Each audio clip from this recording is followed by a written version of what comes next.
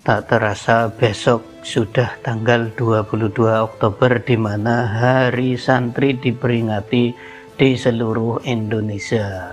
Berbicara tentang santri, kemarin santri itu sempat menjadi bulan-bulanan dibully oleh para netizen, termasuk oleh seorang yang mencitrakan diri sebagai seorang yang berpendidikan, sebagai seorang pendidik, sebagai seorang yang berjuluk guru. Dia yang membuli santri dengan begitu kerasnya, baik di konten-kontennya, bahkan juga di komentarnya begitu nyinyir. Dia bilang anak pondok nggak bisa berbuat apa-apa buat peradaban, bahkan nggak bisa mandiri menghasilkan uang. Iya, katanya anak pondok nggak bisa berbuat apa-apa buat peradaban. Nih saya tampilkan di sini komentar nyinyiran beliau sang pendidik ini ya. Peradaban bisa diartikan kebudayaan tertinggi dalam kehidupan manusia seperti seni, arsitektur, serta kemajuan teknologi dan ilmu pengetahuan.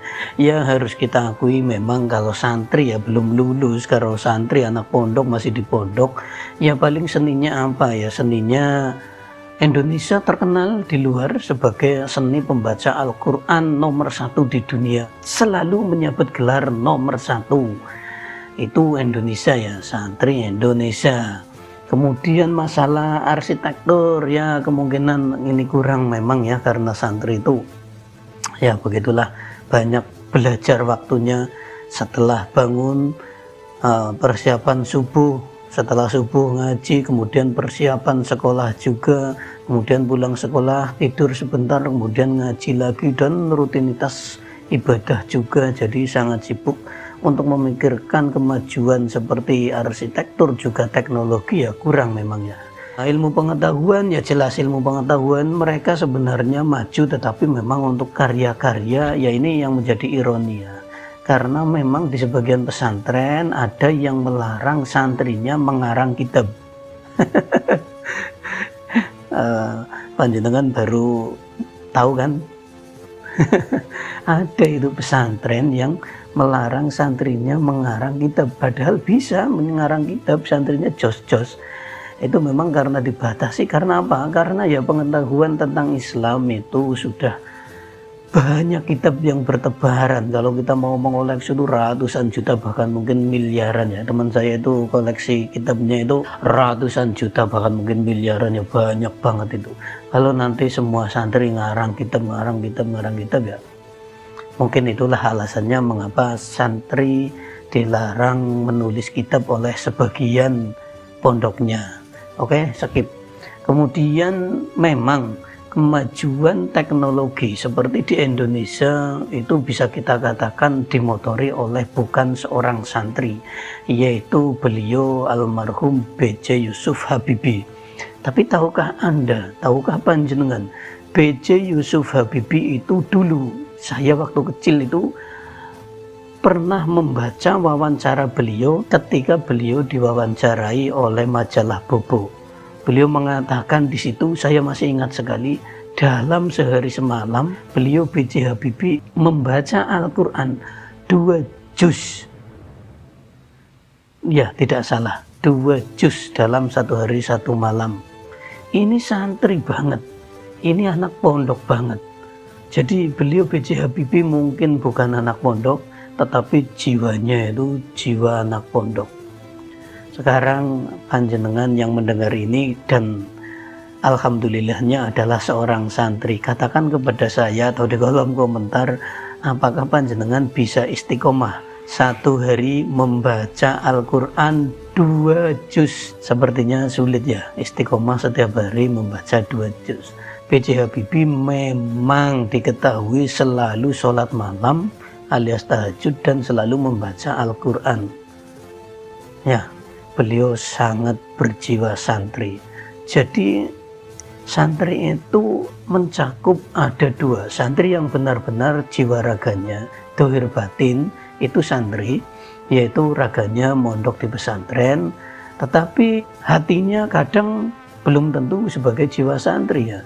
Kemudian ada yang jiwa santri tetapi raganya itu tidak di pondok pesantren, tidak pernah di pondok pesantren, yaitu seperti beliau B.J. Habibie. Selain Bapak B.J. Yusuf Habibie, ada lagi yang berandil sangat banyak dalam kemajuan peradaban Indonesia modern, yaitu Bapak Soekarno.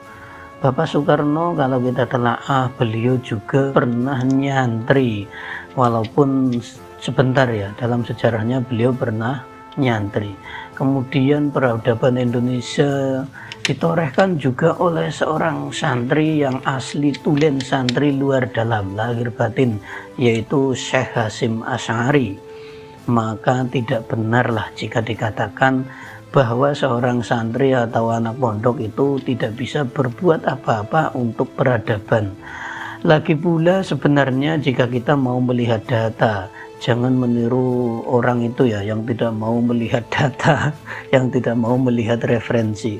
Kalau kita melihat referensi atau data dari Departemen Agama, Oktober tahun 2022 santri Indonesia itu hanya 3,7% dari total pelajar Indonesia. Santri hanya sekitar 1,6 juta, sedangkan pelajar itu totalnya 44,14 juta. Jadi santri tahun 2002 itu hanya 3,7% dari total pelajar Indonesia.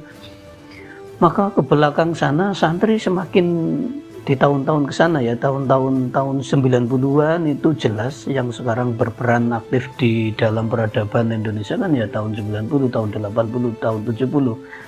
Itu santri jelas semakin sedikit dari total pelajar umum, pelajar Indonesia. Jika Anda kemudian melihat data, tapi ini tahun 2003-2024 lonjakan santri sangat banyak ini. Tadinya 3,7%, sekarang menjadi 9%.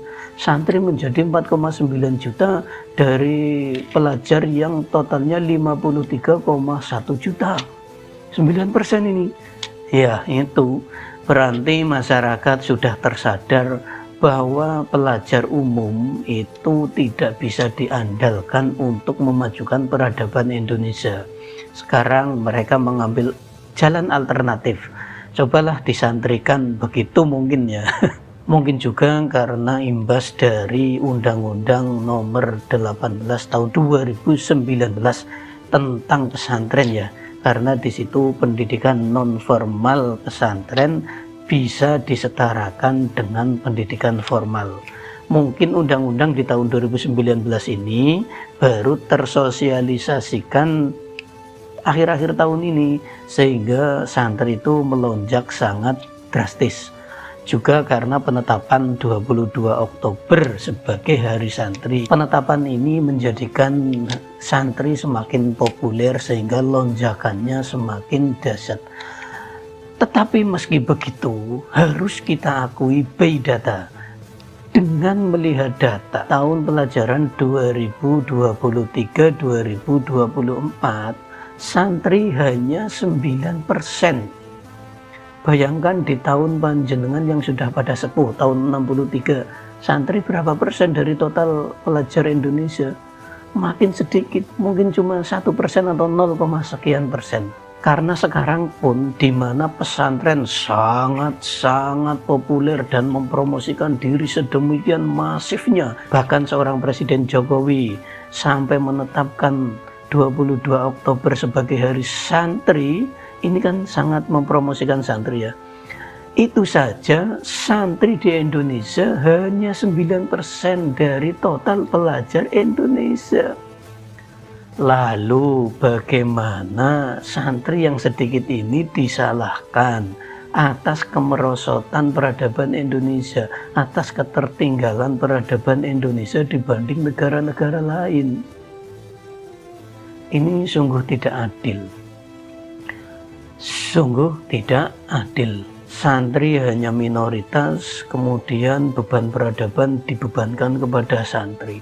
Harusnya kita mempertanyakan para pelajar umum itu dari kemerdekaan sampai sekarang.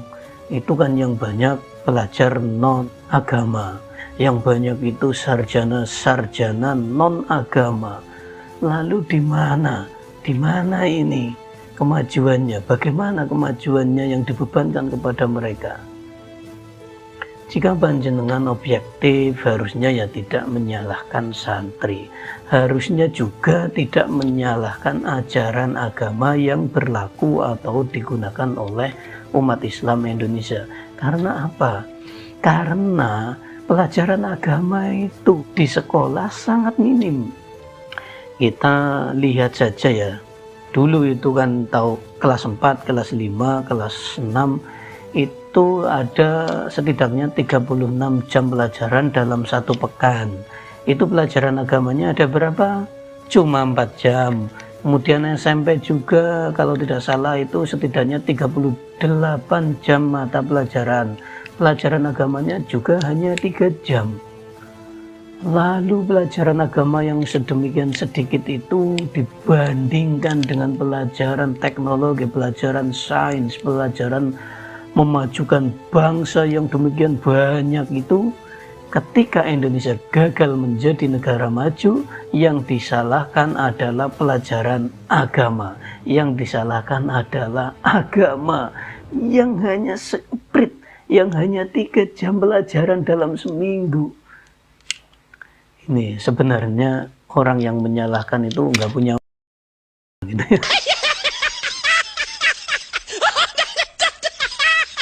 Terima kasih telah menyimak. Wassalamualaikum warahmatullahi wabarakatuh.